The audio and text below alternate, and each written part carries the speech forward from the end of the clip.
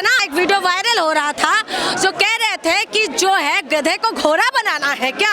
इनको ये लगता है ST SC OBC वाले गधा है और ये लोग घोड़ा है। हिंदू राष्ट्र बनाएंगे तो इनका हकीकत सामने आ गया। तो इसीलिए मैं कहती हूँ SC SC OBC को समझना पड़ेगा कि ये लोग जो है ये हिंदू राष्ट्र के नाम से दलितों का शोषण करना चाहते। बाद भी तुम ST SC OBC को कुत्ते बिल्ली समझते हो? हाँ, कुत्ता बिल्ली है वो लोग। कानून के विरोध में इतना है तो किस बात के लिए? आज भी ऐसा बहुत सारी जगह में ऐसा है जहाँ पर चप्पल सर पे लेके दलितों को जाना पड़ता है। किस लिए? लेकिन देश के अंदर ऐसा होता है भाई। महिला दासी प्रथा के द्वारा किसकी महिलाओं के साथ गलत काम करते थे बताइए ना। हरिजन बोल के किसको सताया जाते थे आप बताइए ना। आप बताइए ना, दासी प्रथा के द्वारा आज वेश्यावृत्ति में जिसको धकेल दिया था वो महिला। नमस्कार, हम बात कर रहे हैं UGC के बारे में। जिस तरीके से UGC कानून आया देश में, उसके बाद कुछ आंदोलन हुए, फिर मामला सुप्रीम कोर्ट जब पहुंचा, सुप्रीम कोर्ट में पहुंचने के बाद अब कोर्ट ने यह आदेश दिया है कि 19 मार्च को अगली सुनवाई होगी।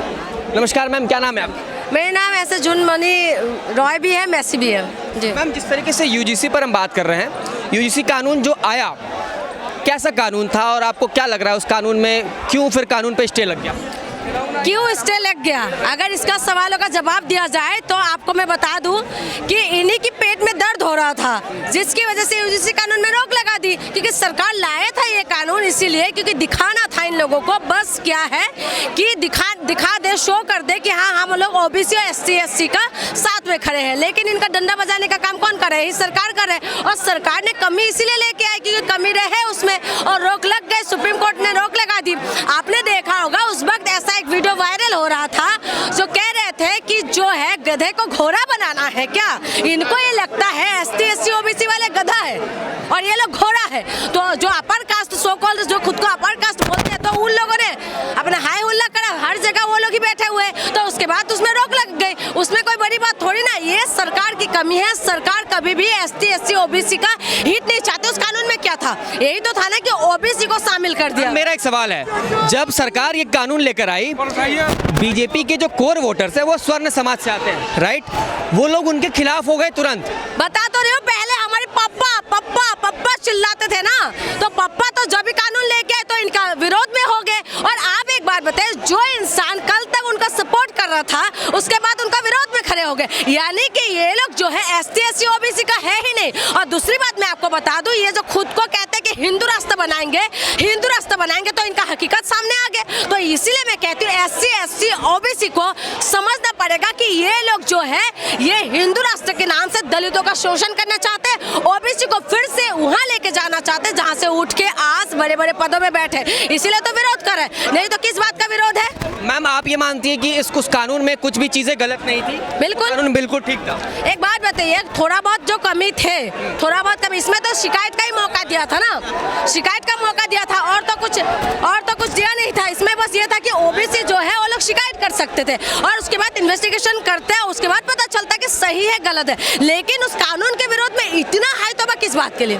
किस बात के लिए इतना हाई तौबा हो रहा था? यानी कि जिस दलितों को, जिन OBC को आप लोग झंडा दे के बिठा रखा है कि झंडा उठा के घूमो, कि है ना तुम लोग जो है हिंदू हो, झंडा उठा के घूमो, और जब हक और मान सम्मान की बात आए तो आप लोगों ने विरोध करने लग शुरू कर दी। उसके बाद आप विरोध में खड़ा कर दिया सबको। आप बताइए ना किस तरीके से विरोध हुआ? विरोध पूरा सड़कों से लेके पूरे रिजाइन तक दे दिया लोगों ने। हाँ बिल्कुल, उत्तर प्रदेश में भी कई सारे बड़े बड़े ऑफिसर्स ने भी रिजाइन दिया बिल्कुल बीजेपी के खिलाफ, जबकि कल तक बीजेपी के बारे में बात करते थे, उनका पक्ष लेते थे। हाँ। अब ये मामला दो तरफों में बढ़ चुका है। एक तरफ जो बीजेपी का समर्थन करते थे वो बीजेपी के खिलाफ हो गए। अब जब ये कानून वापस लिया गया, अब भी तो हाई तौबा हो रहा है, अब भी तो प्रोटेस्ट हो रहा है वे कानून वापस लाने के लिए। मैं वही तो कह रही हूँ, कानून वापस आना चाहिए और इस कानून में जो कमी है सरकार उसको वो करे, उनको समझाए कि ये कानून सबके लिए बराबर है। एक बात बताइए, ST SC OBC दलितों को सदियों से तुम लोगों ने परेशान करा। खटिया बना सकते, खटिया में बैठ नहीं सकते, चप्पल बना सकते, चप्पल पहन नहीं सकते। आज भी ऐसा बहुत सारी जगह में ऐसा है जहाँ पर चप्पल सर पे लेके के दलितों को जाना पड़ता है। किस लिए? हमारे देश आजाद हो गया ना, हमारे देश में संविधान लागू है ना, उसके बाद भी तुम ST SC OBC को कुत्ते बिल्ली समझते हो।